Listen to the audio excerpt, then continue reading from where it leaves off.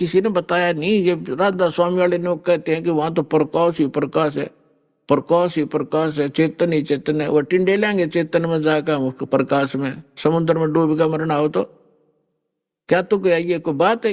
कोई आधार है इनकी बातों का? पुणात्मा अब ये निर्णय करना चाहता दास कि वो सतलोक में सारी सृष्टि है, ऐसे ही स्त्री पुरुष है, ऐसा ही परिवार है, लेकिन यहां तो गंदा व्यवहार है, या न्याय नाम की चीज नहीं। परमात्मा कहते निरंजन धन तेरा दरबार, जहां तनिक नहीं न्याय विचार, घर घर में राड, बहू सासू का झगड़ा, आपस में भाई भाई का झगड़ा, बाण भाई के साथ मनमुटाव, छोटी छोटी बातों पर इन पे संपत्ति और पता नहीं क्या के ऊपर लड़ाई हो जाए। ये कोई जीवन है? सब नरक भोग रहे हैं यहाँ पर, कोई सुखी नहीं है। इस पर 21 ब्रह्मांड में आग लगी पड़ी है।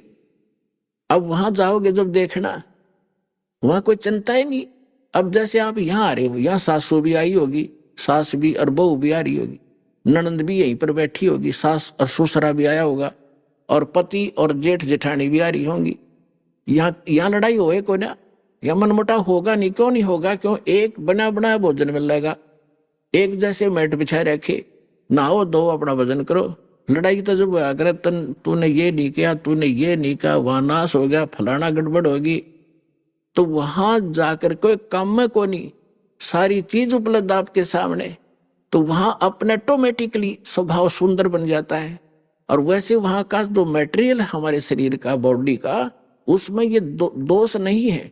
तो यहाँ कभी काम दुखी कर रहा है, कभी क्रोध सता रहा है, कभी कोई लालच में हम गड़बड़ कर रहे हैं, मोह के अंदर आपस में राग द्वेष में सड़े पड़े हैं, तो वहां जाकर के आपको सामूहिक भंडारे में भोजन, आपके घर घर के आगे फलदार वृक्ष लदपद रहते हैं, आपकी रसोई आपका जो भरा रहता है सारे खान पान से परमात्मा की दया, फिर रह गया क्या झगड़ा?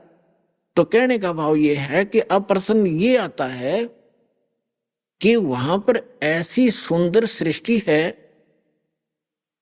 इसका प्रमाण कहाँ है? अब कैसे विश्वास हो हमारे को? देखो पुण्यात्मा, परमात्मा ऊपर रहता है, वेद बतावें, वहां से चलकर आता है, अच्छी आत्माओं को मिलता है, अपना ज्ञान देता है। वो ज्ञान क्या देता है? जो कबीर साहब अच्छी आत्माओं को मिले, किसको मिले?